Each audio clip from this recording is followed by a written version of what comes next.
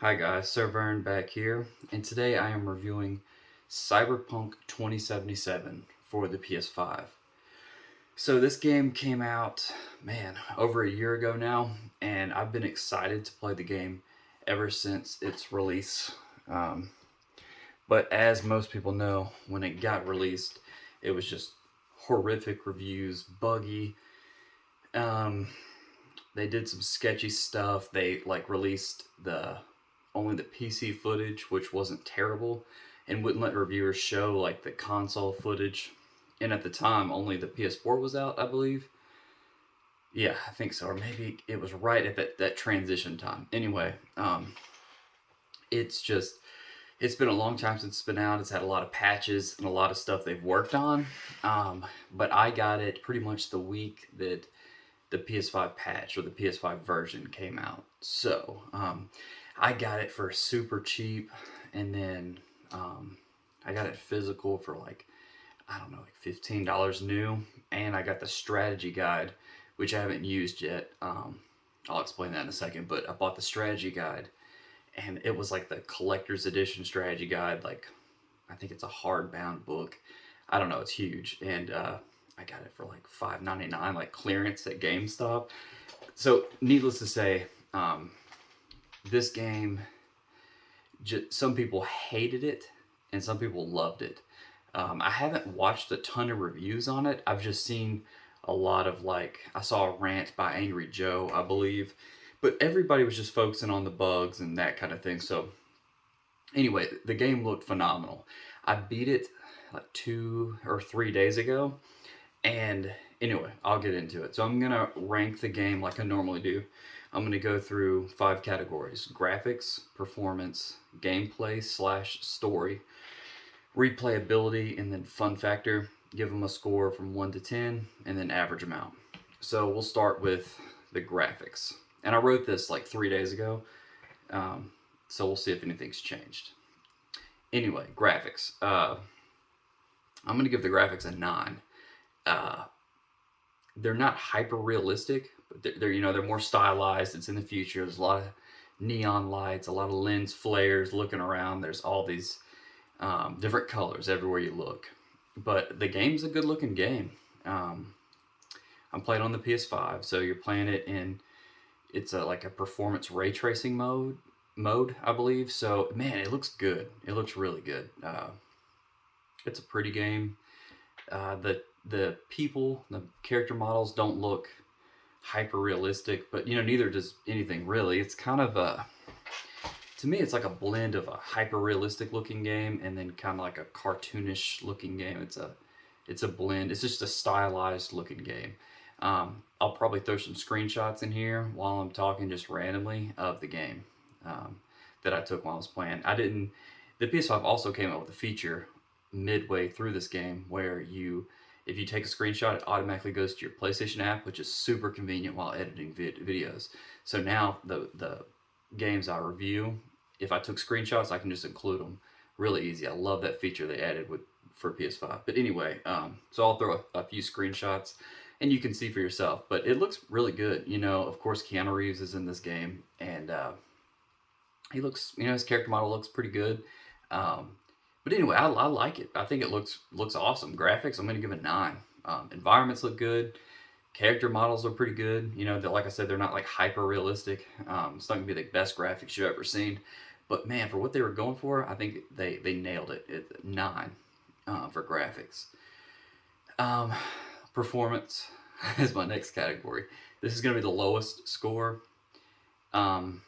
So, from what I've heard, the PS4 version was nearly unplayable. In fact, I think that's one of the guys on the Angry Joe show said that. He said it was unplayable. I mean, they said it was so buggy, and I've seen some of the memes, like the T models, like the guys just stay like this, crashing all the time. The game is really not meant to run on last gen PS4. They probably shouldn't have released it on PS4. In fact, Sony took this game down. It wouldn't sell it for like 6 months. They said no, this is ridiculous. People got refunds on this game because it was that bad, the performance. So I never played it like that. I'm basing my review on what I played. and this is still the lowest category. This is patch at like 1.5. They had done a lot of work on this game prior to me playing it. So the whole time I played it, there was only one update. Like the original update, the PS5 version update, 1.5, that's when I started. I played half the game on 1.5, and then they updated it right in the middle, right? So when I first started playing it, I had 2 crashes. I put right at 30 hours into the game so far. I'll get into that too. So it took me about 30 hours to complete the main storyline, along with a good number of side quests, and as many as I saw along the way. I would do like 2 side quests to 1 main quest or something like that. But in 30 hours, I only had 2 crashes. Only, that's not great, but from what I've seen, that's pretty good. But halfway through, so in 15 hours, I had 2 crashes. The other 15 hours, not 1 crash. So I think it's pretty stable now. The game does still have some bugs, though. I have a screenshot I'll put of me in this Panama, I think is her name. It's a weird name, but anyway. I'm on a motorcycle and she's sitting next to me and she's on the ground, right? So you'll see some strange stuff like that. A few people in walls. I've killed an enemy or 2 and they just were still standing, just chilling out, and you can shoot them as many times as you want. So it's not a perfect game, right? An open world game like this, you're going to run into some bugs, and anything with physics in it, you'll do things that the developers didn't anticipate. So performance, I gave a 7. Just heads up, that's going to be my lowest rated category. But overall, the game is perfectly playable, fine. I ran into no broken missions. That's what I was afraid of. If I couldn't finish a mission because a character was stuck in a wall or something like that. I did have 2 crashes, and for a PS5 game, that's abnormal. I don't have games crash anymore. I've only had 1 other game crash, and it's just, that's weird. So when that happens, it's kind of like they need to do more with it still, I think. But man, it's in a healthy state, especially after that last update. I may have just gotten lucky in the last 15 hours and not had any issues, but performance was a 7. That's my lowest rated category. Next is gameplay/story.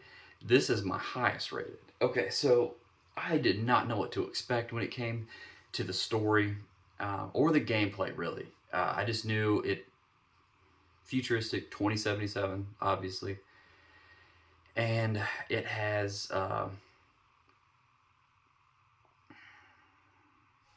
unique gameplay. So it's like a Mass Effect kind of game where you have guns and it's an RPG. So you're always leveling up different aspects of your character, your body, your intelligence. You can do quick hacking. Like, there's so many different ways to go about a situation. So if you have a mission where you need to sneak into a building, you can go and kill the characters, sneaking up behind them, hiding their bodies in dumpsters. You can go in guns blazing. You can sneak by. You can hack the guys, like look at them.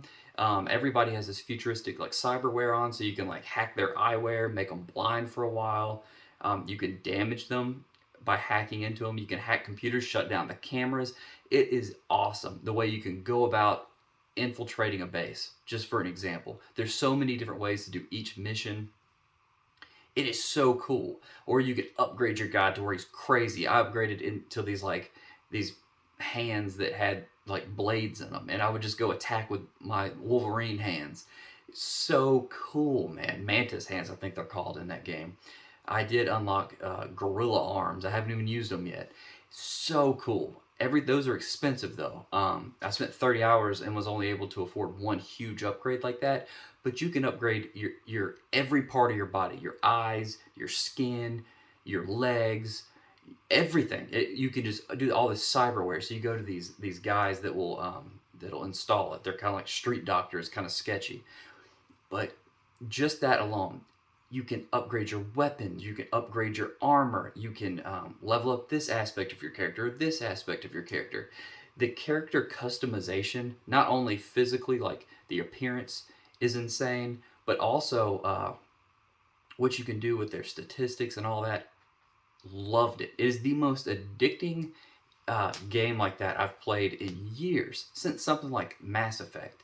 I have not enjoyed an RPG like this. And that's just the gameplay. Like, the gameplay loop, the story's awesome. There's all these cool characters. There's different story branches, which I'll get into in the next category. There's, like, you can like stop crime on the streets. That's so much fun. You'll pull up and you'll see a little indicator on your mini map, and I pull over, and I mean, you get weapons, experience, materials to craft. There's crafting in this game. There's so much to this game. You can hack all these, learn all the little mini hacking games. Um, Grand Theft Auto kind of mixed in there, steal cars. Got to watch out for the law in this game. I loved it. I love the gameplay. It's nearly flawless to me. The gameplay. I love the guns. You can put scopes on the guns and all this stuff. It is awesome. And the next thing is the story. I combine those two categories. Story was incredible. There were some hard decisions to make. Some serious decisions where I had to sit there and think. And sometimes you have a timer going to where you have to make a decision, like, should I say this or this? Based on your statistics, you can add other dialogue options in there, or based on, there's also, when you start the game, there's a few different, like, backgrounds, and based on the background you choose, you can say different things. It's incredible. I loved it. 10 out of 10 is what I gave gameplay / story. If it is the highest possible tier. I think it's perfect. I love the story. Love the story. I made a decision that, I mean, I seriously still thinking about it. Like, could I have done this different? Well, I'm gonna find out. I'm gonna go back and do it, and I already did today. I went back and did it saved. I'll explain that in a second when I get to replayability. But at the end, you have an option to end the game there or keep going. And man, 10 out of 10. So much fun. Next category, replayability. With RPGs like this, there's not many very long games like this that I'm going to go for a platinum in. Like a Grand Theft Auto game where you go through and you have to find all these little tiny things on the map. Oh man, I'm not usually interested, but this I am. A lot of the extra trophies I haven't gotten, I'm going to go back and get. They're fun, like upgrading this all the way. Well, that's enticing to me. I want to go and see what I can do with something maxed out. That's so much fun. Shooting grenade out of the air, killing 2 people with 1 grenade, whatever. It's a lot of combat trophies that are interesting. And there's one trophy I did see with a branching storyline. So it makes me want to go and do something I didn't do the first time. Like I said, I didn't finish all the side stories. So I put 30 hours into it, and I may have done half the side stories, but I love how the game, at the end, you have an option to where you can continue back right before the last mission and they give you all these added like guns and gorilla arms. That's how I got those. But it was so cool. So I was like, yes, I want to keep going. So now I'm going to continue and beat all the side missions, upgrade my guy fully, get those, clean up the trophies, the last trophies. I will platinum this game. I love this game. Love it. Replayability will eventually come to an end, though, right? I don't know how much more they're going to do. I think they're working on one big like expansion for it, which I'll get day one. So it's not perfect because, right, you're going to run out of stuff eventually. But no RPG is going to have an infinite loop of choices you can make, right? But you can buy, there's still apartments I haven't purchased. There's cars I haven't purchased. Dialogue, meeting characters. Man, I give it a 9 for replayability because I will double my hours in this game. And I've already experienced one other ending. I did it today. I just logged in and did one dialogue choice. I branched off and saw another ending. So there's at least 2 I've experienced. And now I'm about to go through and I know there's a third. But anyway, I'm going to give that a 9. And I love how the trophies are not beat the game, you have the platinum. I like to grind for some. I don't like it to where it's like it's tedious, like where you have to find things there's one trophy like that in this game, and I do have the strategy guide, and I'll use it to find the one thing, but it's only like 10 things. I remember in GTA one time you had to find like, or in Infamous, man, there was like 300 items to collect. I'm like, good lord. But sometimes it's okay when you throw on some music or a podcast and just go grind it out. And this game is fun. I'm almost at the Grand Theft Auto part of the game, I call it, where I just go and mess around, see how much you can stress the system, like the police system, committing crimes. This game is, to me, Grand Theft Auto, but with a better story. Now, it doesn't have the GTA budget. I think they had a much bigger budget, but it's incredible. Anyway, replayability, I'm going to give a 9 because there's still a whole lot to go back. I've beat the game, but I'm going to go back and put probably another 30 hours into it. And that probably won't include all the endings. You could go back 5 years from now and go back and make slightly different choices and change the entire game. Oh, and there's also 3 different backgrounds, I believe. I chose Corporation.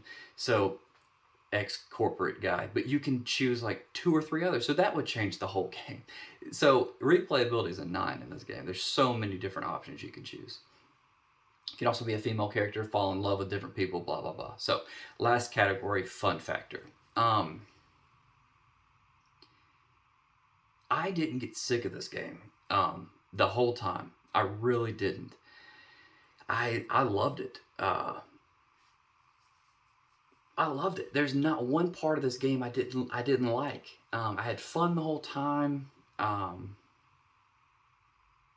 did. I only gave it a 9. I did this the other day. Maybe I should have given it a 10. This is one of my favorite RPGs I've played in a very long time. Man, I'm debating. Fun factor, I gave it a 9. Yeah, there was nothing that I hated. I also played the game on hard, so I ran into some uh, some scenarios that were very tough. Like the last boss, oh my gosh, dude, it's so tough. All right, I'm gonna edit this part out because I'm giving it a 10. 10. All right, SirVern back. So I edited. I did this the other day, like I said, but I just changed fun factor from a 9 to a 10. Okay, so if you add those up, graphics I gave a 9, performance I gave a 7, and that honestly could have probably been an 8. It only had a few crashes, but graphics 9, performance 7, gameplay / story 10, replayability 9, and fun factor 10, which averages out to a 9 out of 10. Loved this game. Every second of it, I thought about it when it was off. There's not many RPGs where I'm like, man, like where you really debate over a decision. Do I want to do this? Do I want to do this? You can kill a character or save a character. You can hack a character. It's so awesome that like possibilities in this game are endless. But I cannot wait to watch other reviews now. I don't like to watch reviews prior to playing a game that I'm really interested in because it'll give away. I don't want it to mess with my opinion of the game. I don't want to be biased because I heard this person say this. But just some notes I wrote. I wrote so much fun! Exclamation point. There's 3 different story options, meaning I think that's right, where you can choose different backgrounds for your character prior to starting. Cool / crazy character creator. And for the people that have played this game, you know what I'm talking about. It has some nudity in this game. It's not for kids. I still need a platinum. And I think you have to buy all the cars in the game and buy all the apartments in the game. So I've got a lot of work to do. Money is not easily accrued in this game. You have to do a lot of work for it. But I like that. It's not like you can just get overly powerful. And I do recommend playing this game on hard. Normal, I'm not sure how difficult normal is, but hard was not overly hard. I did run into like 2 or 3 situations that were very tough. But you also don't want it to be a pushover either. I don't know if there was a trophy for beating it on hard though, so you may just want to play it on normal. But if you want to challenge hard. And also, towards the end of my playthrough, I realized you can swim underwater. Like, That is so cool. And then I think there's an item you can use to like breathe underwater longer. So maybe there's stuff underwater. I cannot wait to explore this game further. I wish I would have done more side items or side missions prior to beating the last boss. Um, love this game. I It's definitely my game of the year so far of 2022. Um, I'm in nursing school right now, so I don't have a ton of time to play games like I used to. But man, I'm happy I picked this game up. Highly recommended if you have the PS5 version or maybe the PC version. PS5 version's better because it has trophies. But if you like RPGs, especially like weapon-based RPGs, this is like Skyrim in the future to me. Not as deep as Skyrim. Of course, Skyrim's a crazy game, but this is one of my most highly rated games on PS5 so far. It sounds crazy because I did not expect to love this game, but I love this game. Love it. I will play it through. Well, I am doing it right now. I'm going to put another 30 hours into it and platinum it. But anyway, highly recommended. Go get it. Even if you have a PS4, hopefully it's improved and you can still play it there or an Xbox. But anyway, yeah, buy Cyberpunk. Bye.